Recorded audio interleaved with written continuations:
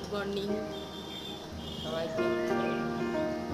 আজকে এখন চা নিয়ে বসেছি, 8টা বাজছে।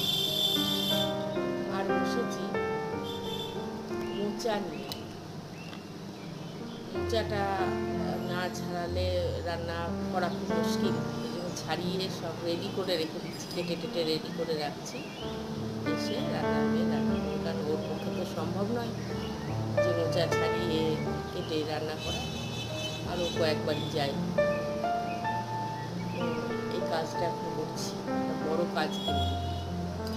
আর মোচার এই অংশটা ফেলে দিতে, এটাও ফেলে দিতে, এই একটা একটা করে ফেলতে কাটতে অনেক সময় লাগবে। এখন 8টা বাজছে, হয়তো 9টা বেজে যাবে। তারপরে স্নান করে পুজো সেরে